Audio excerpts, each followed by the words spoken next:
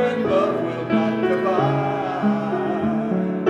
Reflections of grace in every embrace, fulfilling the vision divine. We are answering the call of love. Hands joined together as hearts beat as one, emboldened by faith, we dare to proclaim. We are answering the call of love.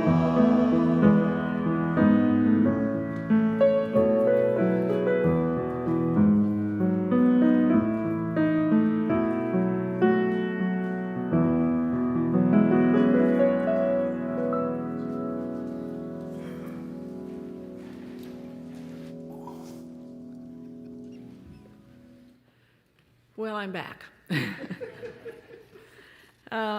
Ed emailed me a few weeks ago saying, we haven't done a children's story in a bit, and I was thinking maybe you might like to find one and present one. Well, I'm always a sucker for that. I'm sorry to see I had seen some kids come in, and maybe, yes, I hope they're still here because this is for you too, folks. The service is about choosing something and focusing your energy and attention on it and accomplishing something. As many of you know, I love children's stories, and it is interesting to come up with one that has pertinent themes for all ages and fun. Easy, right? Well, based on Ed's parameters, I suggested The Paper Bag Princess by Robert Munch and art by Michael Marchenko. Obviously, it is not a biography nor self-help. It does showcase creativity, problem solving, overcoming obstacles and stereotypes, persistence and resilience, self-reliance, determination, and success, all in a children's book. On top of that, it's a favorite of mine. Obviously, it is not a biography nor it does showcase creativity, problem solving, overcoming obstacles and stereotypes, persistence and resilience. That's in case you didn't get it the first time, folks. Are we good? Okay. So, at any rate, listen to the themes that were being reiterated and enjoy the story. Elizabeth was a beautiful princess. She lived in a castle and had expensive princess clothes. She was going to marry a prince named Ronald. Unfortunately, a dragon smashed her castle, burned all of her clothes with his fiery breath, and carried off Prince Ronald. Elizabeth decided to chase the dragon and get Ronald back. She looked everywhere for something to wear, but the only thing she could find that was not burned was a paper bag.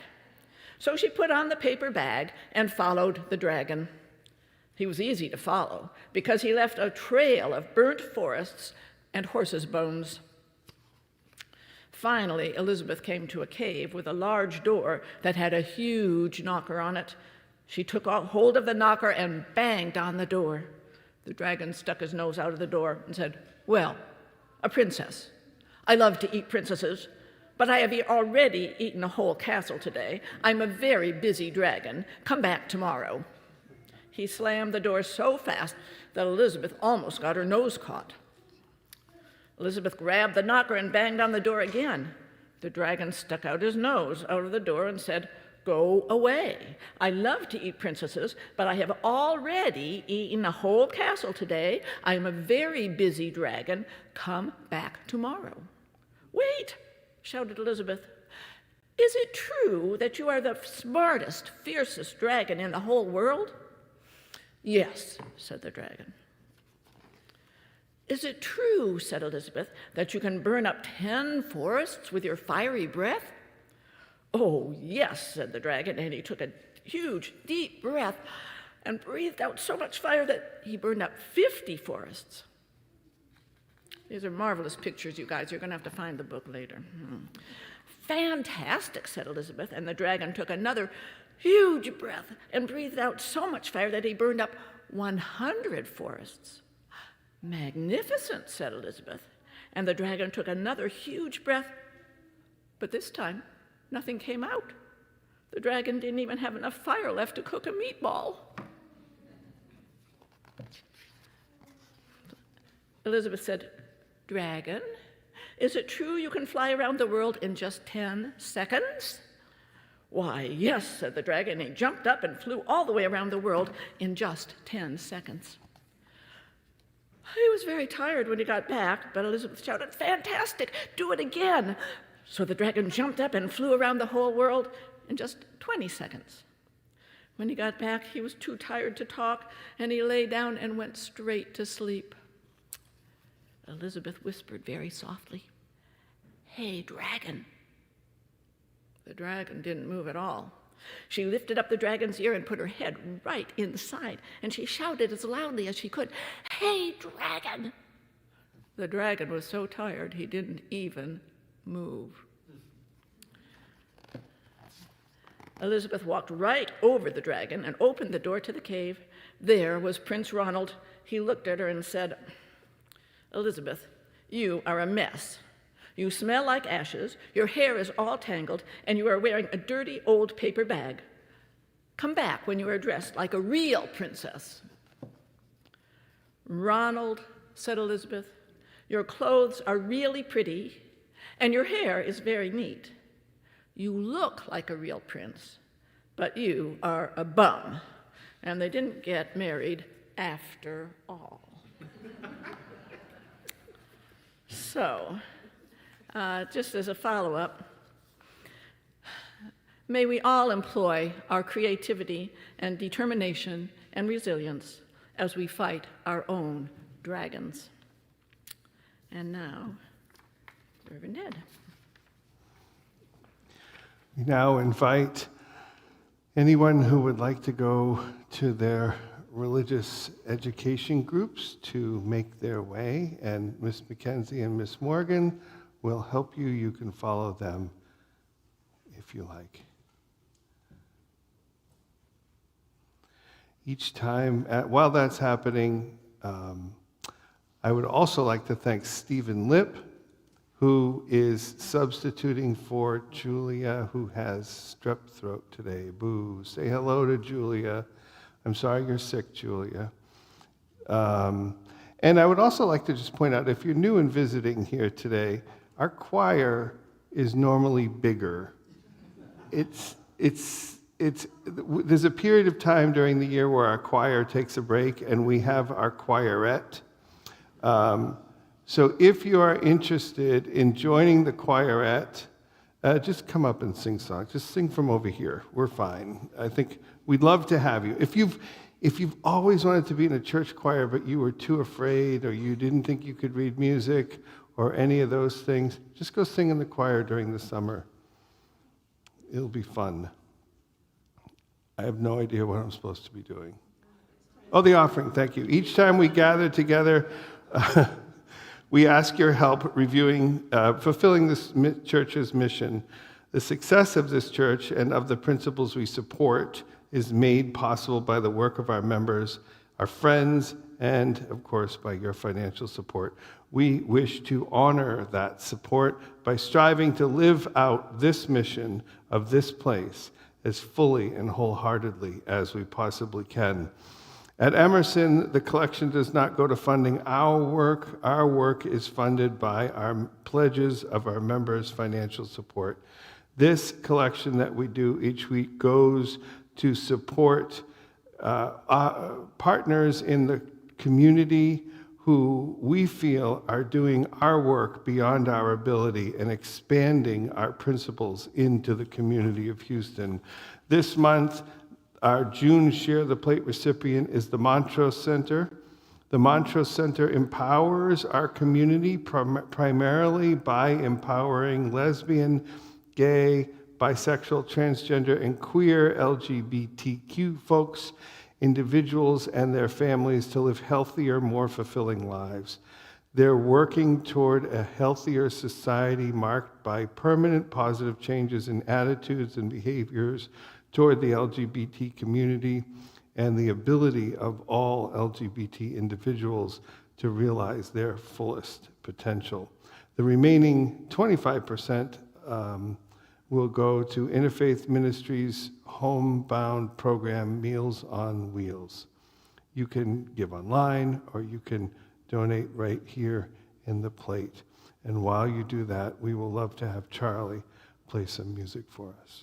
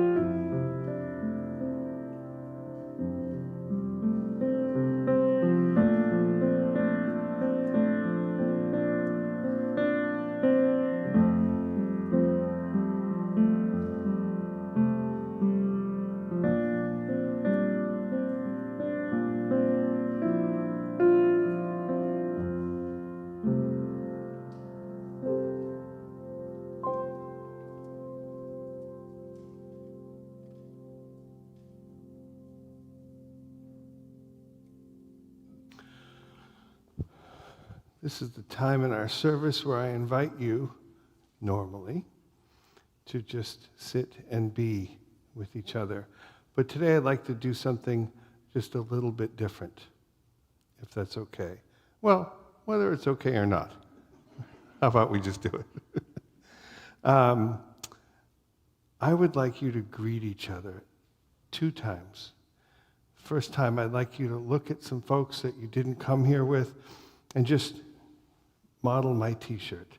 It's a great day for a great day. Just remind folks, just look at people and capture their spirit and just tell them, it's a great day for a great day. See how many times you can do that. Shake hands, give a hug, and then we'll come back and we'll do it again.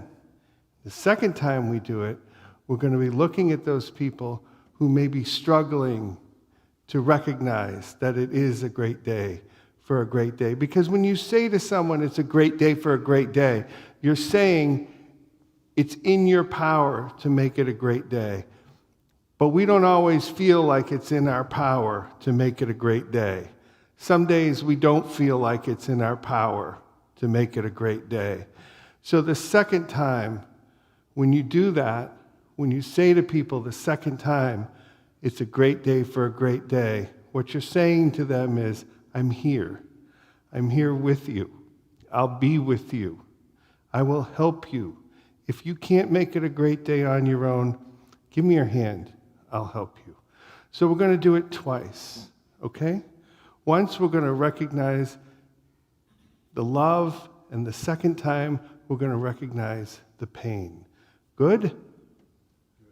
Good? Go. It's a great day for a great day.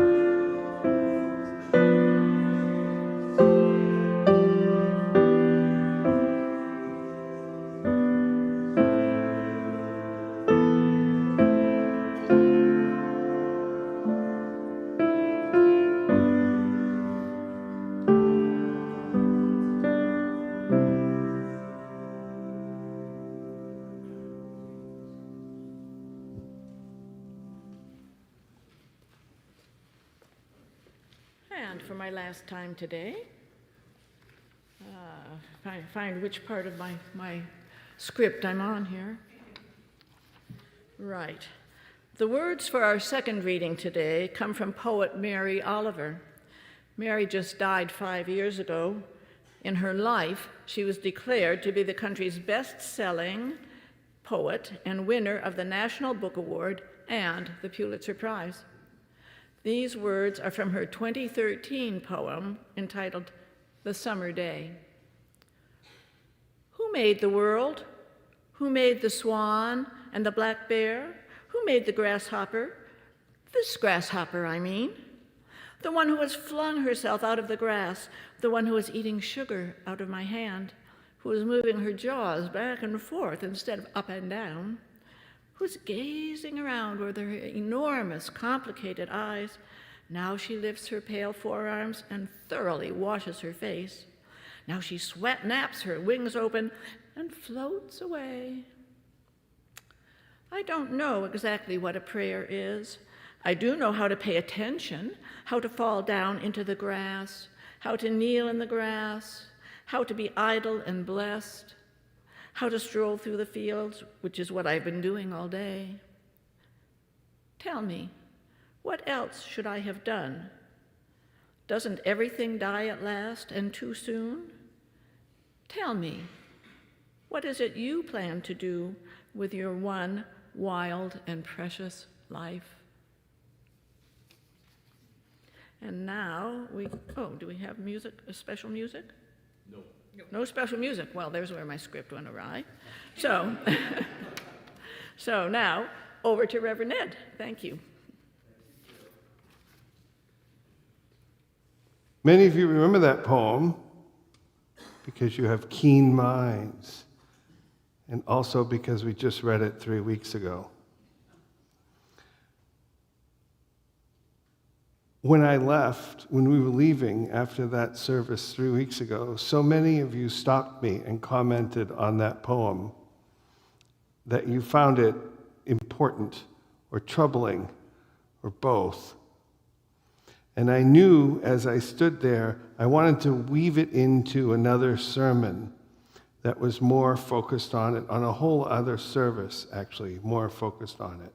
I also knew that I'd be leaving in a few weeks, for a few weeks, and I wanted to start looking forward to next year.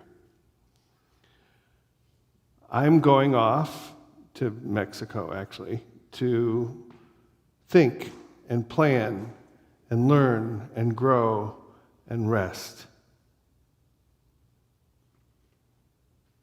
And I wanted to know, and I wanted to let you know where my thoughts are aiming as I go off to do all these things. And I was thinking about this question that Mary Oliver asks. What is it you plan to do with your one wild and precious life? Life, it turns out, is wild. Life, I think we all know, is precious, or at least ours is. I only get this one shot at it. And what's my plan, she says to me. And don't get me wrong, I do plan, but I am very careful to not, what I call become the plan. I'm very careful to make sure that I don't do the things in my plan just because they're in my plan. I'm very aware that things might change. I'm also very aware that I'm not great at planning. So I want to make sure that I don't overplan to the point where I can no longer see that the plan needs to be changed. And this sometimes makes me feel like I have no plan at all.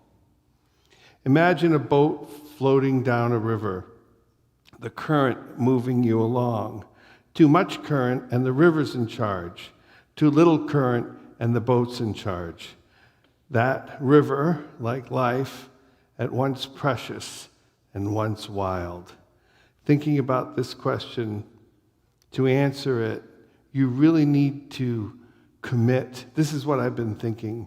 I was thinking, if I really want to commit to what it is I plan to do with my one wild and precious life, I think what I really have to answer is the opposite question first. What is it I plan to not do with my one wild and precious life? To commit to one thing means that I admit that I don't have the energy or the ability or the capacity to do lots of other things. If my life is really wild and precious, I want to do everything, but I can't do everything. I know that. I can't do, actually, the list of things I can't do is probably a lot taller than the list of things I might actually be able to do. And some of you may feel that way along with me.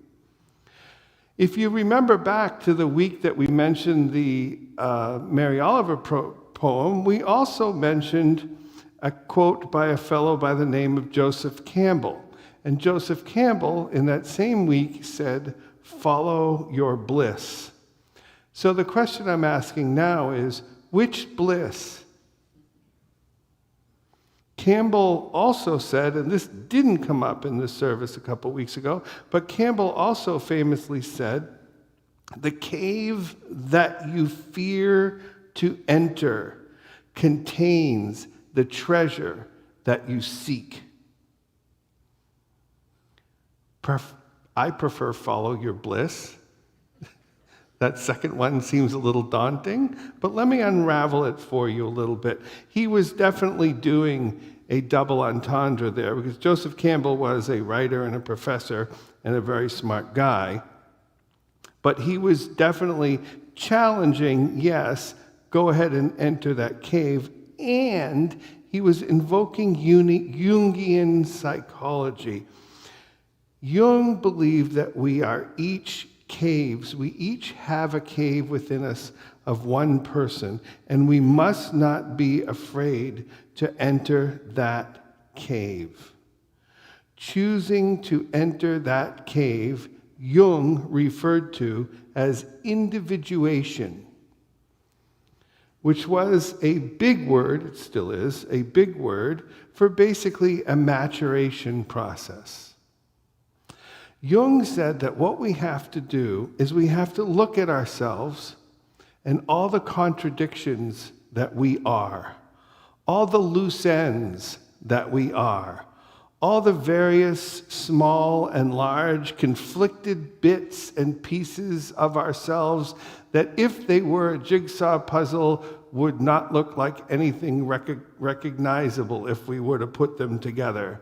Jung referred to this as individuation, and he referred to it as maturing. And in this maturing process, we make peace with all of this nonsense that we may appear to be from time to time.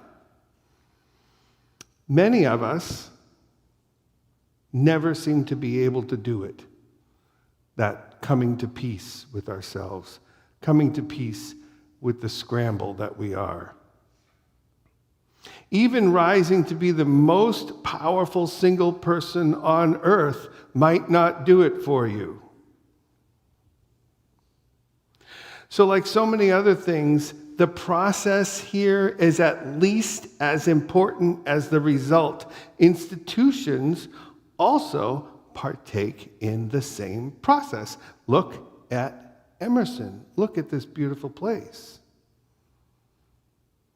What have we done in our past? We founded a drug court, which still exists today, helping thousands of people, tens of thousands, hundreds of thousands of people. We had hundreds of kids in religious education, at least 2 of which I know of are now ministers. Not like that's a big deal, but I mean, that says a lot about your RE program. We have this giant sanctuary, which at times has been full to capacity. And we have these Kilgore lectures in our past with absolute UU rock stars delivering the lectures. And now we struggle. 20 years of paddling against the current. The point here is that Emerson is not unlike each of us. We've all paddled against the current. We've all floated along with the current, and we all have that cave, and Emerson has that cave too. You and I, we're standing outside, and we're looking in, and do we want to go in?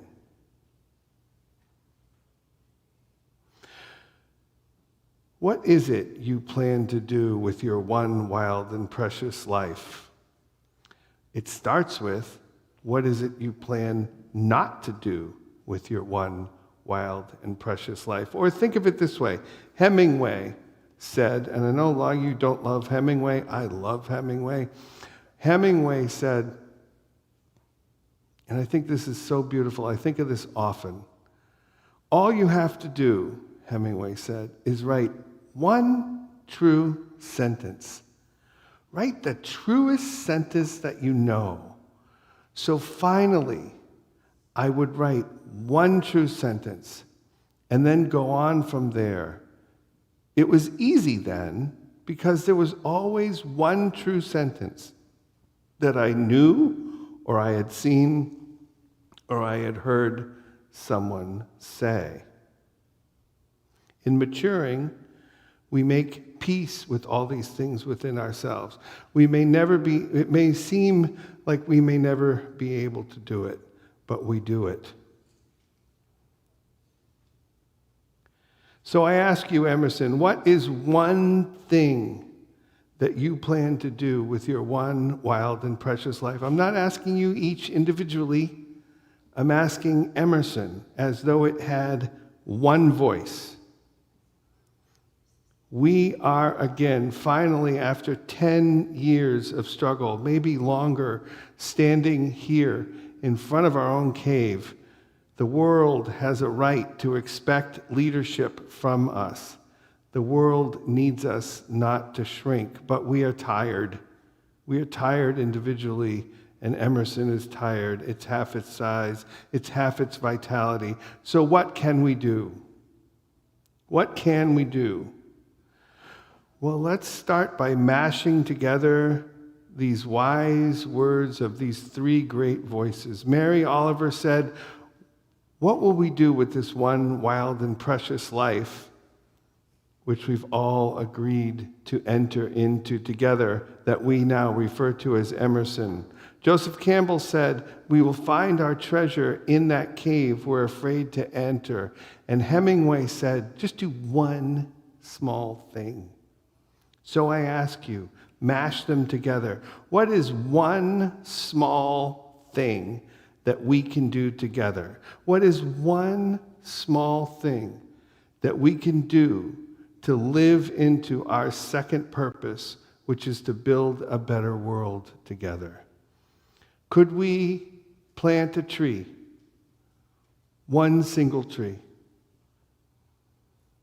Could we prepare one child to return to school in the fall? Could we help protect one family from whatever is befalling them? Could we memorialize one forgotten hero somehow? If we were going to return to our glory days, we need to start with just one small thing. So as I leave you for the summer, for July, I leave you with the knowledge that when I come back in a few weeks, I'll be here next week, but then I'll be gone for a while. I leave you with the knowledge that when I come back in a few weeks, I'm going to want to know what that one thing is. I don't know what it is. Maybe you won't have decided. Maybe you will just have a pile of things to be considering. That's fine. Maybe you feel like you can't decide without a minister around to help manage your decision process. I disagree with that. I'd be happy to come back to a pile of ideas and a plan to help sift through them. Our step back into being not the Emerson of yesteryear, but the Emerson of tomorrow, whatever that looks like, starts with one small thing. What is the one small thing you plan to do with your one wild and precious life next year, Emerson? I, for one, would be ecstatic to see that step, that tree or that backpack or that meal train or whatever it ends up being. I pray that one day soon it will be so. So I leave you with your engines running, I hope. What is the one small thing you plan to do with your one wild and precious year next year, Emerson? I love you all, and I wait for your answer. And while we're waiting, I invite you to sing our second hymn with us. The words will be on your screen when the Spirit says do.